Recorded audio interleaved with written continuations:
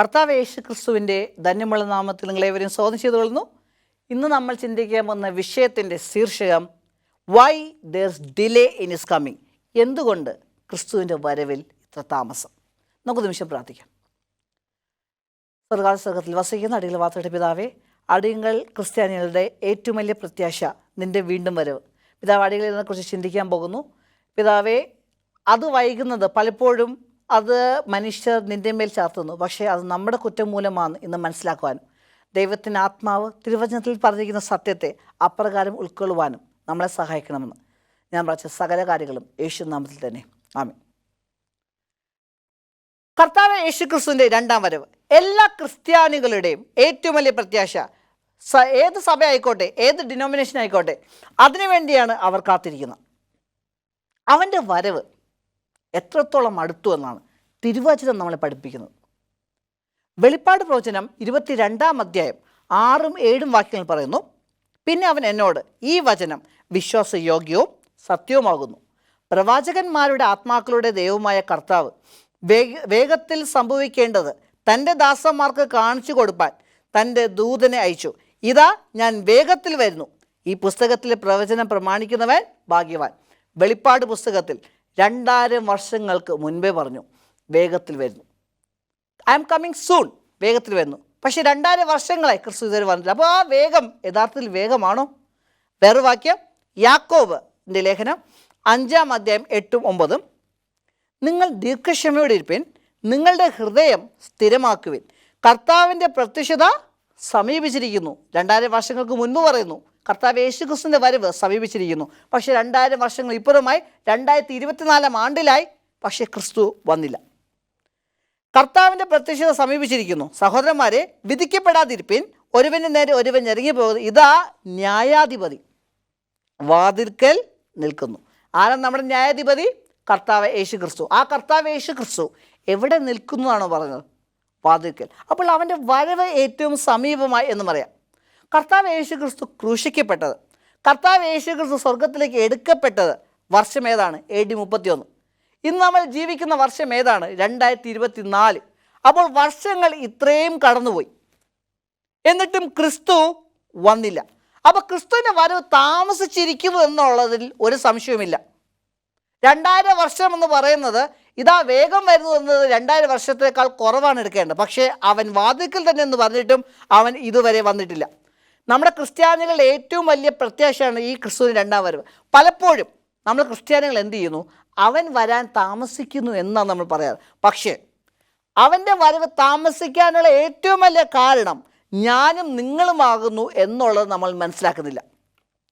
നമ്മൾ ഈ ലോകത്തുള്ളത് എന്തിനേക്കാളും ആ വരവ് നമ്മൾ ആഗ്രഹിക്കുന്നുണ്ടെങ്കിൽ, ആ പ്രത്യാശ വൈകുന്നുണ്ടെങ്കിൽ നമുക്കതിൽ ദുഃഖമുണ്ടോ? ഇംഗ്ലീഷ് ഒരു വാക്കുണ്ട്, ഹോം സിക്ക്. അത് സാധാരണ വിദ്യാർത്ഥികൾക്കൊക്കെയാണ് കൂടുതലുണ്ടാകുന്നത്. അവർ ഹോസ്റ്റലിൽ പോയി പഠിക്കുന്ന സമയത്ത് അവർ വീട് വിട്ട് അകലെ നിൽക്കുമ്പോൾ ദേ ഫീൽ ഹോം സിക്ക്. അവർക്ക് വീട് മിസ് ചെയ്യും, അവർക്ക് വീട്ടിലെത്തിയാൽ മതി. നമ്മുടെ ഭവനം സ്വർഗമാണ്. നമ്മൾ ആ സ്വർഗത്തിന് വേണ്ടി വാഞ്ചിക്കുന്നുണ്ടോ? തിരുവചനം പറയുന്നു, നിങ്ങളുടെ ഹൃദയം എവിടെയാണ് അവിടെ ആയിരിക്കും നിങ്ങളുടെ മനസ്സ്. ഇന്ന് നമ്മുടെ ഹൃദയം ക്രിസ്തുവിലാണോ? അവനോട് ചേരാൻ നമ്മൾ വാഞ്ചിക്കുന്നുണ്ടോ? അവൻ എന്ന് വരുമെന്ന് പറഞ്ഞുകൊണ്ട് നമ്മൾ ദിവസത്തെ എണ്ണി പാർക്കുകയാണോ? നമുക്ക് നമ്മോട് തന്നെ ചോദിച്ചു നോക്കാം. അവൻ്റെ വരവിന് വേണ്ടി നമ്മൾ കാംക്ഷിക്കുന്നുണ്ടോ? അവൻ കാംക്ഷിക്കുന്നത് പോലെ നമ്മളെ അവൻ്റെ അടുക്കൽ ചേർത്ത് കൊള്ളാൻ ക്രിസ്തു കാംക്ഷിക്കുന്നത് പോലെ ഞാനും നിങ്ങളും അവൻ്റെ വരവിനെ കാംക്ഷിക്കുന്നുണ്ടോ? തീത്തോസിൻ്റെ ലേഖനം 2-ാം അധ്യായം 13-ാം വാക്യം പറയുന്നു, കാത്തുകൊണ്ട്. എന്ത് ചെയ്തു?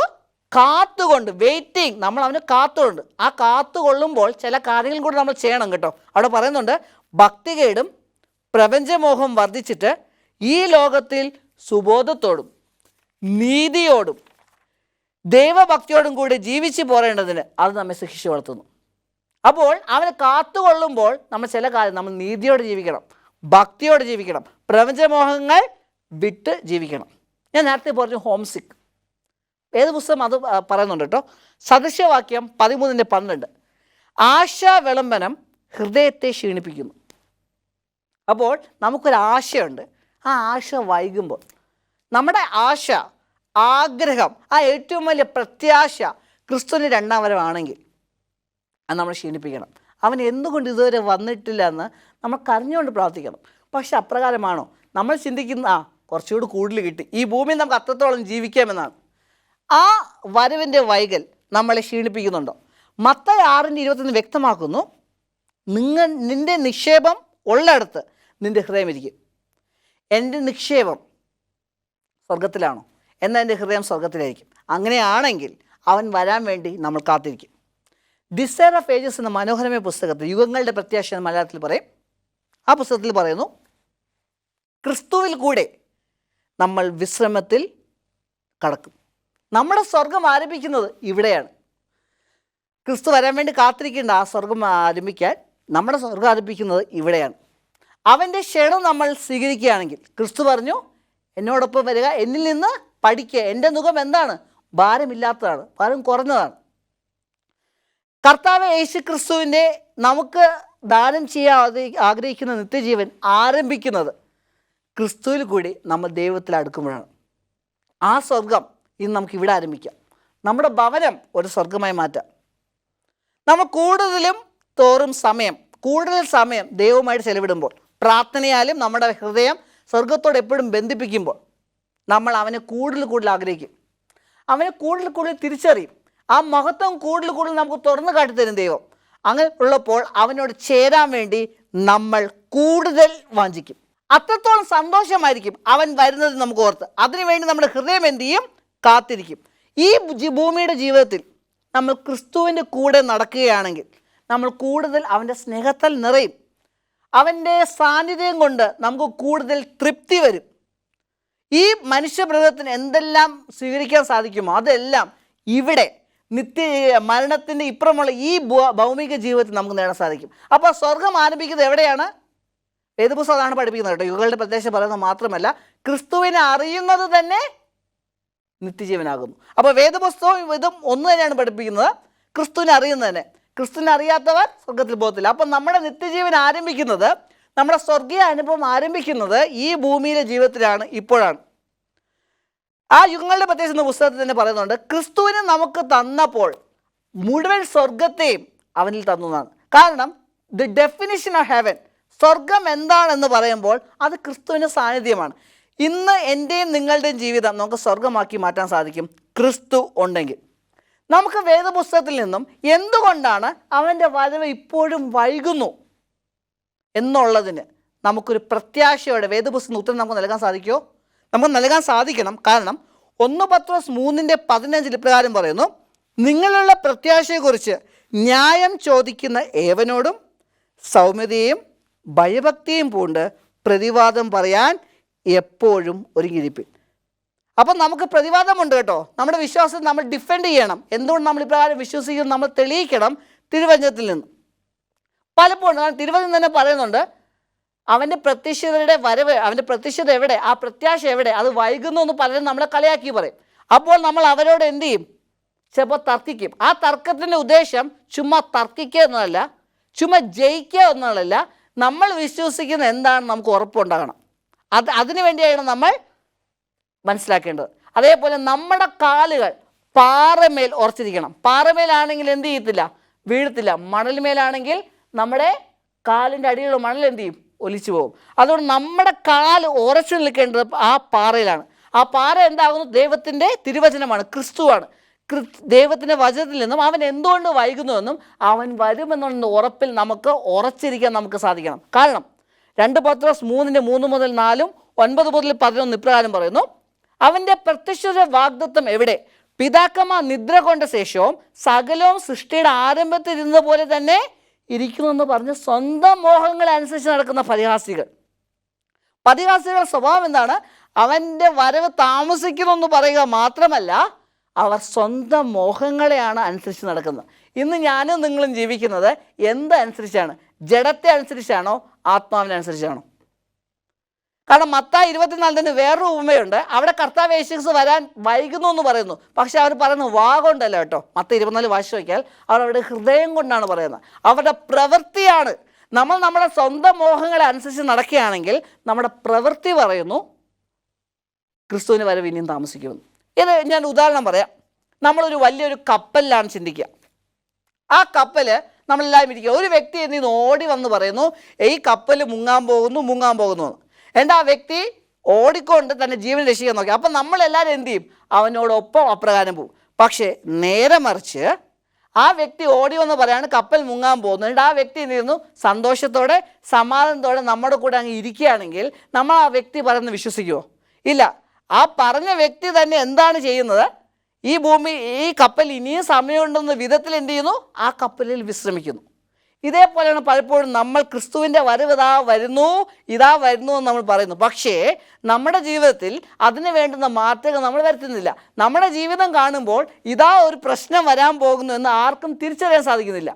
കാരണം നമ്മുടെ ജീവിതത്തിലെടുക്കുന്ന തീരുമാനങ്ങൾ, നമ്മുടെ ജീവിതത്തിലെടുക്കുന്ന ഓരോ കാര്യങ്ങളിൽ നിന്നും ലോകത്തിനും വായിച്ചെടുക്കാൻ സാധിക്കുന്നില്ല എന്തോ ഒരു പ്രശ്നം വരാൻ പോകുന്നുവെന്ന്. ഇത് തന്നെയാണ് പ്രശ്നം. അവരെന്ത് ചെയ്യുന്നു? സ്വന്തം മോഹത്തെ അനുസരിച്ച് നടക്കുന്നു. തിരുവചനം തുടർന്ന് പറയുന്നു, ചിലർ താമസമെന്ന് വിചാരിക്കുന്ന പോലെ കർത്താവ് തൻ്റെ വാഗ്ദത്തം നിവർത്തിപ്പാൻ താമസിക്കുന്നില്ല. ആരും നശിച്ചു പോകാതെ എല്ലാവരും മാനസാന്തരപ്പെടുവാൻ അവൻ ഇച്ഛിച്ച് നിങ്ങളോട് ദീർഘക്ഷമ കാണിക്കുന്നതേ ഉള്ളൂ. കർത്താവിൻ്റെ ദിവസമോ കള്ളനെ പോലെ വരും. അന്ന് ആകാശം കൊടുമുഴുക്കത്തോടെ ഒഴിഞ്ഞു പോകും, മൂലപദാർത്ഥങ്ങൾ കത്തിയഴിയും, ഭൂമിയും അതിലുള്ള പണികളും വെന്തുപോകുകയും ചെയ്യും. ഇങ്ങനെ ഇവ ഒക്കെയും അഴിവാനുള്ളതായിരിക്കാൻ ആകാശം ചുട്ടഴിവാനും മൂലപദാർത്ഥങ്ങൾ വെന്തുരുകാനും ഉള്ള ദൈവ ദിവസത്തിൻ്റെ വരവ് കാത്തിരുന്നും ബന്ധപ്പെടുത്തിയും കൊണ്ട്. അപ്പോൾ തിരുവചനം വ്യക്തമാക്കുന്നു, നമ്മൾ അവൻ്റെ വരവിനെ എന്ത് ചെയ്യണം? ബന്ധപ്പെടുത്തണം, അല്ലെങ്കിൽ വേഗത്തിലാക്കണം. ദൈവമക്കളെ, അവൻ ഇതുവരെ വരാത്തതിൻ്റെ കാരണം ഞാനും നിങ്ങളാണ്. കാരണം നമുക്കാണ് അവൻ്റെ വരവിനെ താമസിപ്പിക്കാനും അവൻ്റെ വരവിനെ ബന്ധപ്പെടുത്താനും സാധിക്കുന്നത്. തിരുവചനമാണ് കേട്ടോ അവൻ്റെ വരവ് ബന്ധപ്പെടുത്തിയും കൊണ്ട്. നമ്മുടെ കയ്യിലാണ് അവൻ വരുന്നത് വൈകുമോ സമയത്താകുമോ എന്നിരിക്കുന്നത്. കാരണം നമ്മളിൽ നിന്നും ദൈവം ചില കാര്യങ്ങൾ ആഗ്രഹിക്കുന്നു. എന്താണ് ആ കാര്യം? നമുക്ക് അത് മനസ്സിലാക്കണമെങ്കിൽ നമ്മൾ കുറച്ച് പിന്നിലോട്ട് പോകണം. അപ്പോസ്തല പ്രവൃത്തികൾ 1:9 മുതൽ 11 നമ്മൾ വായിക്കുകയാണെങ്കിൽ അവിടെ നമുക്ക് കാണാൻ സാധിക്കും, ഇത് പറഞ്ഞ ശേഷം അവർ കാണുകെ അവൻ ആരോഹണം ചെയ്തു. ഒരു മേഘം അവനെ മൂടിയിട്ട് അവൻ അവരുടെ കാഴ്ചയ്ക്ക് മറഞ്ഞു. അവൻ പോകുന്ന നേരം അവർ ആകാശത്തിലേക്ക് ഉറ്റുനോക്കുമ്പോൾ വെള്ള വസ്ത്രം ധരിച്ച 2 പുരുഷന്മാർ അവരുടെ അടുക്കൽ നിന്നു. ഗലീല പുരുഷന്മാരെ, നിങ്ങൾ ആകാശത്തേക്ക് നോക്കി നിൽക്കുന്ന എന്ത്? നിങ്ങളെ വിട്ട് സ്വകാരോഹണം ചെയ്ത ഈ യേശുവിനെ സ്വർഗത്തിലേക്ക് പോകുന്നതായി നിങ്ങൾ കണ്ടതുപോലെ തന്നെ അവൻ വീണ്ടും വരുമെന്ന് പറഞ്ഞു. അപ്പോൾ AD 31 ശിഷ്യന്മാർക്ക് കൊടുത്ത വാഗ്ദാനമാണ്. ദൂതന്മാർ നിങ്ങൾ എങ്ങനെ ക്രിസ്തു മുകളിലേക്ക് പോകുന്നു കാണുന്നു അതേപോലെ തിരികെ വരും. ആ കർത്താവ് യേശു ക്രിസ്തു ഭൂമിയിൽ ആയിരുന്ന സമയത്ത് ചില കാര്യങ്ങൾ പറഞ്ഞു. യോഹന്നാന്റെ സുവിശേഷം 14-ാം അധ്യായം 1 മുതൽ 4. യോഹന്നാൻ 14:1-4. നിങ്ങളുടെ ഹൃദയം കലങ്ങിപ്പോകരുത്. ദൈവത്തിൽ വിശ്വസിപ്പിൻ, എന്നിലും വിശ്വസിപ്പിൻ. എൻ്റെ പിതാവിൻ്റെ ഭവനത്തിൽ അനേക വാസസ്ഥലങ്ങളുണ്ട്. there are many mansions in my father's house. ചോദ്യം ഇതാണ്, അത് ഏത് ടെൻസാണ്?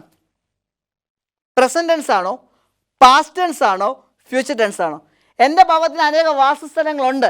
there are many mansions in my father's house. Present tense ആണോ, അല്ലെങ്കിൽ വർത്തമാനകാലമാണോ, പാസ്റ്റ് ടെൻസ് ആണോ, ഭൂതകാലമാണോ, അതോ ഫ്യൂച്ചർ ടെൻസ് ആണോ, ഭാവി കാലമാണോ? നമുക്കറിയാം അത് ക്രിസ്തു വർത്തമാനകാലത്തിൽ പാസ്റ്റ് ടെൻസിലാണ് എന്ന് പറഞ്ഞാൽ നിങ്ങൾക്ക് അവിടെ സ്ഥലമുണ്ട്.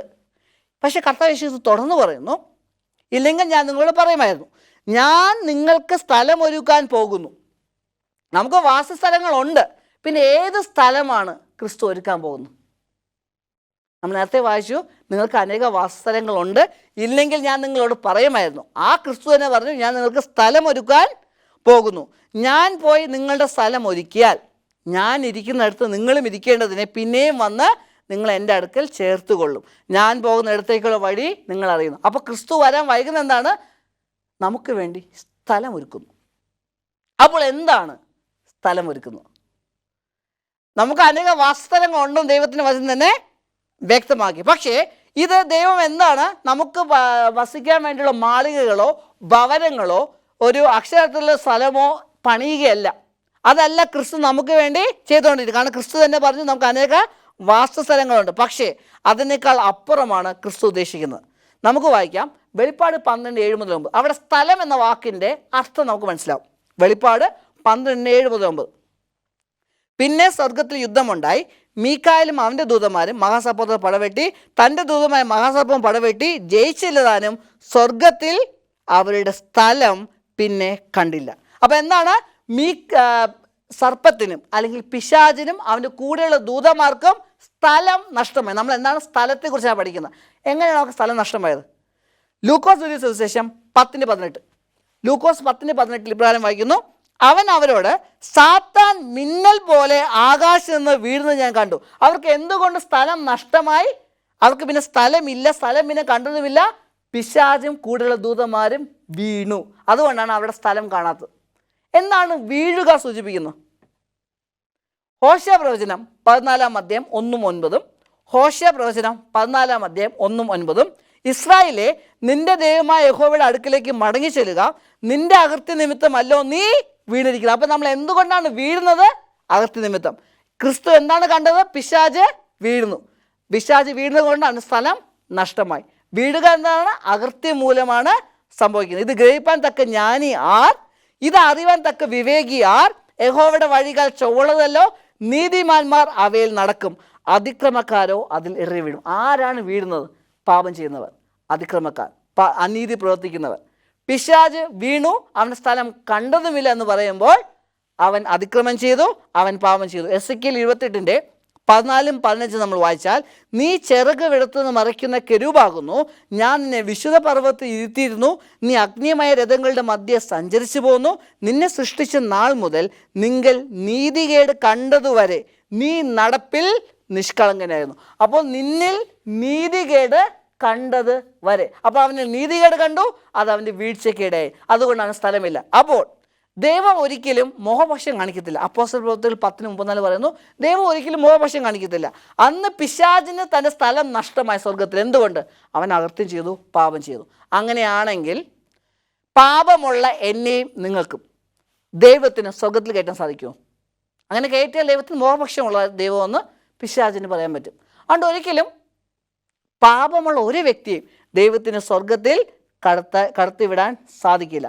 അതുകൊണ്ട് തന്നെ നമുക്ക് ക്രിസ്തുവിൻ്റെ അടുക്കൽ പോകാം. നമ്മൾ ഏത് അവസ്ഥയിലായാലും, നമ്മുടെ ഏത് പാപ അവസ്ഥയിലും നമുക്ക് ക്രിസ്തുവിൻ്റെ അടുക്കൽ പോകാം. പക്ഷേ കർത്താവ് യേശു ക്രിസ്തു നമുക്ക് വേണ്ടി സ്ഥലം ഒരുക്കുന്നു എന്ന് പറയുമ്പോൾ ആ കർത്താവ് യേശു ക്രിസ്തു നമ്മളെ മാറ്റും. അവൻ്റെ സ്നേഹം നമ്മുടെ സ്വഭാവത്തെ മാറ്റും, നമ്മുടെ ഹൃദയത്തെ മാറ്റും, നമ്മുടെ കാഴ്ചപ്പാടുകളെ മാറ്റും, നമ്മുടെ ഉദ്ദേശത്തെ മാറ്റും. ദൈവമക്കളെ, നിങ്ങൾ എന്തെങ്കിലും ആയിത്തീർന്നാൽ മാത്രമേ ദൈവം നിങ്ങളെ സ്വീകരിക്കൂ എന്നുള്ള പറയുന്ന വഞ്ചന പിശാചിൻ്റെയാണ്. നിങ്ങൾ ഇന്ന് എങ്ങനെയാണോ, നിങ്ങൾ ഏത് പാപാവസ്ഥയായിക്കോട്ടെ, കടും ചുവപ്പുള്ള പാപങ്ങളായാലും നിങ്ങളായിരിക്കുന്ന അവസ്ഥയിൽ ക്രിസ്തുവിൻ്റെ അടുക്കിലേക്ക് പോകാം. ആ ക്രിസ്തു നിങ്ങളെ പാപങ്ങൾ ക്ഷമിച്ച് നൽകും. ആ ക്രിസ്തു നിങ്ങളെ മാറ്റും. അവൻ നിങ്ങൾക്ക് വേണ്ടി സ്ഥലം ഒരുക്കാൻ പോകുന്നു എന്ന് പറയുമ്പോൾ അതിൻ്റെ അർത്ഥം അവൻ നമ്മളെ ഒരുക്കാൻ പോകുന്നു. നമ്മളെ പാപമറ്റ അവസ്ഥയിൽ എത്തിക്കാനാണ് ദൈവം ആഗ്രഹിക്കുന്നത്. സങ്കീർത്തനം 37:10 പറയുന്നു, കുറഞ്ഞോന്ന് കഴിഞ്ഞിട്ട് ദുഷ്ടനില്ല, നീ അവൻ്റെ ഇടം സൂക്ഷിച്ചു നോക്കുമെന്ന് കാണുകയില്ല. അപ്പോൾ ആർക്കാണ് ഇടമില്ലാത്തത്? ദുഷ്ടന്മാർക്ക്. നീതിമാന്മാർക്ക് ഇടം കാണും. അപ്പോൾ അവൻ സ്ഥലം ഒരുക്കാൻ പോകുന്നു എന്ന് പറയുമ്പോൾ അവൻ നമ്മളെ എന്ത് ചെയ്യുന്നു? നീതിമാന്മാരാക്കാനാണ്. അതുകൊണ്ടാണ് ക്രിസ്തു ഇതുവരെ വരാത്തത്. ക്രിസ്തു എന്ത് പറഞ്ഞു? ഞാൻ നിങ്ങൾക്ക് സ്ഥലം ഒരുക്കിയാൽ ഞാൻ വന്ന് നിങ്ങളെ ചേർത്തുകൊള്ളും. അവൻ ഇതുവരെ വന്നില്ല. കാരണം എന്താണ്? സ്ഥലം ഒരുങ്ങിയിട്ടില്ല. അതിൻ്റെ അർത്ഥം എന്താണ്? നമ്മളെ പാപരഹിത അവസ്ഥയിൽ ആക്കിയിട്ടില്ല. ദൈവത്തിന് ഇഷ്ടം എൻ്റെ പിതാവ് സൽഗുണ സമ്പൂർണനായിരിക്കുന്ന പോലെ നിങ്ങളും ആകുവിൻ. നമ്മളെപ്പോൾ ക്രിസ്തുവിൻ്റെ സ്വഭാവത്തെ പരിപൂർണമായിട്ട് പ്രതിഫലിക്കും, അപ്പോൾ അവൻ വരും. അവൻ അതിനു വേണ്ടിയാണ് കാത്തിരിക്കുന്നത്. ദൈവമക്കളെ, നമ്മുടെ ഇരിപ്പിൽ, നമ്മുടെ നടപ്പിൽ, നമ്മുടെ സംസാരത്തിൽ, നമ്മുടെ ചിന്താശൈലിയിൽ, എല്ലാത്തിലും നമ്മൾ കർത്താവ് യേശു ക്രിസ്തുവിനെ പ്രതിനിധീകരിക്കണം. 2 പത്രോസ് 3:10-13 വായിക്കാൻ സാധിക്കുന്നു, കർത്താവിൻ്റെ ദിവസമോ കള്ളനെ പോലെ വരും. അന്ന് ആകാശം കൊടുമുഴക്കത്തോടെ ഒഴിഞ്ഞു പോകും, മൂലപദാർത്ഥങ്ങൾ കത്തിയഴുകയും ഭൂമിയും അതിലുള്ള പണികളും വെന്തുപോവുകയും ചെയ്യും. ഇങ്ങനെ ഇവ ഒക്കെയും അഴിവാനുള്ളതായിരിക്കാൻ ആകാശം ചുട്ടഴിവാനും മൂലപദാർത്ഥങ്ങൾ വെന്തുരുകാനുമുള്ള ദൈവദിവസത്തിൻ്റെ വരവ് കാത്തിരുന്നും ബന്ധപ്പെടുത്തിയും കൊണ്ട്. അപ്പോൾ അവൻ്റെ വരവ് ബന്ധപ്പെടുത്തേണ്ട ചുമതല എനിക്കും നിങ്ങൾക്കുമാണ്. ഞാൻ ഒന്നുകൂടെ പറയുന്നു, ആ വരവിനെ ബന്ധപ്പെടുത്തിയും കൊണ്ട് നിങ്ങൾ എത്ര വിശുദ്ധ ജീവനവും ഭക്തിയുമുള്ളതായിരിക്കണം. നമുക്ക് എങ്ങനെ ബന്ധപ്പെടുത്താൻ സാധിക്കും? നമ്മുടെ ജീവിതം വിശുദ്ധമുള്ളതാകുമ്പോൾ, നമ്മുടെ ജീവിതം ഭക്തിയുള്ളതാകുമ്പോൾ. എന്നാൽ നാം അവൻ്റെ വാഗ്ദത്ത പ്രകാരം നീതി വസിക്കുന്ന പുതിയ ആകാശവും പുതിയ ഭൂമിക്കായിട്ടും കാത്തിരുന്നു. യൂദയുടെ ലേഖനം 24-ാം വീഴാതെ വണ്ണം നിങ്ങളെ സൂക്ഷിച്ച് തൻ്റെ മഹിമാ സന്നിധിയിൽ കളങ്കമില്ലാത്തവരായി ആനന്ദത്തോടെ നിർത്തുവാൻ ശക്തിയുള്ളവന്. നമ്മളെ അപ്രകാരം നിർത്തുവാൻ കളങ്കമില്ലാതെ പാപമില്ലാതെ പരിപൂർണ്ണ പരിശുദ്ധരെ നിർത്താൻ നമ്മളെ സഹായിക്കുന്ന ആരാണ്? ആ കർത്താവായ യേശു ക്രിസ്തുവാണ്. അവൻ്റെ വരവ് വൈകിപ്പിക്കണോ നേരത്തെയാക്കണോ, ആ തീരുമാനം എൻ്റെയും നിങ്ങളുടെയാണ്. ആ തീരുമാനം നമ്മുടെയാണ്. നമ്മൾ ക്രിസ്തുവിനെ പരിപൂർണ്ണമായി നമ്മൾ പ്രതിഫലിക്കുമ്പോൾ നമുക്ക് അവൻ്റെ വരവിനെ വേഗത്തിലാക്കാം. കാരണം ക്രിസ്തു കാത്തിരിക്കുന്നത് അവൻ്റെ സ്വഭാവത്തെ പ്രതിഫലിക്കുന്ന ഒരു ജനമാണ്. കർത്താവ് യേശു ക്രിസ്തു, യേശു എന്ന വാക്കിൻ്റെ അർത്ഥം എന്താണ്? മത്തായി എഴുതിയ സുവിശേഷത്തിൽ നമുക്ക് കാണാൻ സാധിക്കുന്നു 1:21 അവൾ ഒരു മകനെ പ്രസവിക്കും, അവൾ തൻ്റെ ജനത്തെ അവരുടെ പാപങ്ങളിൽ നിന്ന് രക്ഷിപ്പാൻ ഇരിക്കൊണ്ട് നീ അവന് യേശു എന്ന് പേർ ഇടണം. അപ്പോൾ യേശു എന്ന വാക്കിൻ്റെ അർത്ഥം എന്താണ് ദൈവമക്കളെ? നമ്മുടെ പാപത്തിൽ നിന്ന് രക്ഷിക്കുക. അപ്പോൾ ഇന്നും ഞാനും നിങ്ങളും നമ്മുടെ പാപത്തിൽ തന്നെ കഴിയുകയാണെങ്കിൽ പിന്നെ നമ്മൾ ഏത് രക്ഷിതാവിനെയാണ് വിളിക്കുന്നത്? അതുകൊണ്ട് തന്നെയാണ് ക്രിസ്തു ഇതുവരെ മടങ്ങി വരാത്ത. നമ്മൾ അവൻ്റെ വിശുദ്ധീകരിക്കുന്ന ശക്തിയെക്കുറിച്ച് നമ്മൾ പറയുന്നു, പക്ഷേ ആ വിശുദ്ധീകരണം നമ്മുടെ ജീവിതത്തിലില്ല. നമ്മൾ സുവിശേഷം അറിയിക്കുന്നു, നമ്മൾ പ്രസംഗിക്കുന്നു, നമ്മൾ ലഘുലേഖനം കൊടുക്കുന്നു, നമ്മൾ വലിയ പബ്ലിക് മീറ്റിംഗ് നടത്തുന്നു, പക്ഷേ ഇപ്പോഴും കൂടെയുള്ള സഹോദരനോട് എനിക്ക് മിണ്ടാൻ സാധിക്കുന്നില്ല എങ്കിൽ, എൻ്റെ കൂടെയുള്ള സഭാവിശ്വാസിയോട് എനിക്ക് ഇപ്പോഴും പിണക്കമാണെങ്കിൽ, എൻ്റെ അയൽക്കാരനോട് എനിക്ക് ഇപ്പോഴും പിണക്കമാണെങ്കിൽ, ഏതെങ്കിലും കുടുംബ ബന്ധവുമായിട്ട് എനിക്ക് ശത്രുതമുണ്ടെങ്കിൽ ഞാൻ ഏത് ക്രിസ്തുവിനെയാണ് വിളിച്ചപേക്ഷിക്കുന്നത്? അങ്ങനെയെങ്കിൽ ഏത് ക്രിസ്തുവിനെയാണ് എൻ്റെ ജീവിതം കൊണ്ട് നമ്മൾ പ്രദാനം ചെയ്യുന്നത്? അവൻ്റെ മഹിമ, അവൻ്റെ ശക്തി നമ്മുടെ ജീവിതത്തിൽ രുചിച്ചറിയണം. അവർ കാണുമ്പോൾ, ഞാൻ ഉദാഹരണം പറയാണ്, അവൻ പണ്ടൊരു മദ്യപാനിയായിരുന്നു, പക്ഷെ അവൻ മാറ്റപ്പെട്ടൊരു ജീവിതത്തിനോടമേ ഞാൻ കാണുന്നു. അതിൻ്റെ ഒരേ ഒരു ശക്തി ആരാണ്? ക്രിസ്തുവാണ്. ആ ക്രിസ്തുവിനെ എന്നെ രക്ഷിക്കാൻ കഴിയുമെന്ന് പറഞ്ഞുകൊണ്ട് ജനങ്ങൾ അവൻ്റെ അടുക്കിലേക്ക് വരും. നിങ്ങളുടെ ജീവിതത്തിൽ അതിശയം ചെയ്ത അതേ ദൈവത്തിന് അവരുടെ ജീവിതത്തിലും അതിശയം ചെയ്യാൻ സാധിക്കുമെന്നുള്ള വിശ്വാസം അവർക്ക് ഉണ്ടാകും. അതുകൊണ്ട് തന്നെയാണ് നമുക്ക് വായിക്കാൻ സാധിക്കുന്നു യോഹന്നാൻ 1:29 പിറ്റന്നാൾ യേശു തൻ്റെ അടുക്കൽ വരുന്നത് അവൻ കണ്ടിട്ട്, ഇതാ ലോകത്തിൻ്റെ പാപം ചുമക്കുന്ന കുഞ്ഞാട്. എൻ്റെ എല്ലാം പാപം ചുമന്നുകൊണ്ട് പോകാനാണ് ക്രിസ്തു ഉള്ളത്. എൻ്റെ പാപം എല്ലാം ചുമന്ന പിന്നെ എനിക്ക് എന്തെങ്കിലും പാപം ഉണ്ടോ ബാക്കി? ഇല്ല. അങ്ങനെ ഒരു അവസ്ഥയിൽ എന്നെയും നിങ്ങളെയും എത്തിക്കാൻ സാധിക്കാത്തത് കൊണ്ട് ക്രിസ്തു എന്ത് ചെയ്യുന്നു? വൈകുന്നു. ഇത് പുതിയ നിയമത്തിൽ മാത്രമല്ല ഇത് കാണാൻ സാധിക്കുന്നത്, പഴയ നിയമത്തിലും ഉണ്ട് കേട്ടോ. വായിക്കാം. സങ്കീർത്തനം 101:2 ഞാൻ നിഷ്കളങ്കമാർഗ്ഗത്തിൽ ശ്രദ്ധ വയ്ക്കും, എപ്പോൾ നീ എൻ്റെ അടുക്കൽ വരും? ഞാൻ എൻ്റെ വീട്ടിൽ നിഷ്കളങ്ക ഹൃദയത്തോട് പെരുമാറും. ഇവിടെ പറയുന്നു ഞാൻ നിഷ്കളങ്കതയോട് പെരുമാറും, നീ എപ്പോൾ വരും? അപ്പോൾ ഞാൻ നിഷ്കളങ്കതയോട് പെരുമാറിയാലേ നീ വരുമെന്ന് സങ്കീർത്തനക്കാരന് വ്യക്തമായിട്ട് അറിയാം. അതുകൊണ്ട് ഞാൻ വീട്ടിൽ എന്ത് ചെയ്യും? നിഷ്കളങ്ക ഹൃദയത്തോട് പെരുമാറും. യോവൽ പ്രവചനം 2:15-16 വായിക്കുകയാണെങ്കിൽ, സിയോനിൽ കാഹളമുതുവിൻ, ഒരു ഉപവാസം നിയമിപ്പിൻ, സഭയോഗം വിളിപ്പിൻ, ജനത്തെ കൂട്ടിവരുത്തുവിൻ, സഭയെ വിശുദ്ധീകരിപ്പിൻ, മൂപ്പന്മാരെ കൂട്ടിവരുത്തുവിൻ, പൈതങ്ങളെ മുലകുടിക്കുന്നവരെ ഒരുമിച്ച് കൊള്ളുവിൻ, മണവാളൻ മണവറയും മണവാട്ടി ഉള്ളറയും വിട്ട് വരുത്തുക. അപ്പം മണവാളൻ വരണമെങ്കിൽ ആരാ നമ്മുടെ മണവാളൻ? ക്രിസ്തു. നമ്മൾ എന്ത് ചെയ്യണം? ഒരുമിച്ച് നമ്മളെ തന്നെ വിശുദ്ധീകരിക്കണം. നമ്മളുടെ സ്വഭാവം മാറണം. എഫെസ്യർ 5:25-27 വായിക്കുകയാണെങ്കിൽ, ഭർത്താക്കന്മാരെ ക്രിസ്തുവും സഭയെ സ്നേഹിച്ചതുപോലെ നിങ്ങളുടെ ഭാര്യമാരെ സ്നേഹിപ്പിൻ. അവൻ അവളെ വചനത്തോടു കൂടി ജലസ്നാനത്താൽ വെടിപ്പാക്കി വിശുദ്ധീകരിക്കേണ്ടതിന് കറ, ചുളുക്കം മുതലായത് ഒന്നുമില്ലാതെ സഭയെ ശുദ്ധവും നിഷ്കളങ്കവുമായി തനിക്ക് തന്നെ തേജസ്സോടെ മുൻനിർത്തേണ്ടതിനും തന്നെത്താൻ ആൾക്ക് വേണ്ടി ഏൽപ്പിച്ചു കൊടുത്തു. ക്രിസ്തുവിൻ്റെ ഉദ്ദേശം ഒന്ന് മാത്രമാണ്, തൻ്റെ സഭയെ വിശുദ്ധയോടെ വയ്ക്കാൻ. വെളിപ്പാട് 14 നമുക്ക് വായിക്കാൻ സാധിക്കുന്നു, ഭൂമി അതിൻ്റെ വിളവ് വിളഞ്ഞുണങ്ങുമ്പോൾ അവൻ വരും, അവൻ്റെ അരിവളയിക്കും. എന്നാണ് ഈ വിളവ്? ഫലമുണ്ടാവണം. എന്താണ് ഫലം? ആത്മാവിൻ്റെ ഫലം. ആത്മാവിൻ്റെ ഫലമായി വിരോധമായി ഒരു കൽപ്പനയുമില്ലാന്ന് ദൈവവചനം പറയുന്നു. അപ്പോൾ അവൻ്റെ കൽപ്പനകൾ നമ്മുടെ ജീവിതത്തിൽ പരിപൂർണ്ണം അനുസരിക്കുക. ഇതിനു വേണ്ടി ക്രിസ്തു കാത്തിരിക്കുന്നു. പ്രാർത്ഥിക്കാം. സർവ്വസകലത്തിൽ വസിക്കുന്ന വാസയുടെ പിതാവേ, നിന്റെ വചനത്തിന് വേണ്ടി ദൈവത്തെ സ്തുതിക്കുന്നു, സ്തോത്രം ചെയ്യുന്നു. നിന്റെ വരവിന് വേണ്ടി ഒരുങ്ങുവാനും ആ ഫലം പ്രകടിപ്പിക്കാൻ നമ്മളെ സഹായിക്കണമെന്ന് ഞാൻ പറഞ്ഞ സകല കാര്യങ്ങളും യേശു നാമത്തിൽ തന്നെ. ആമേൻ.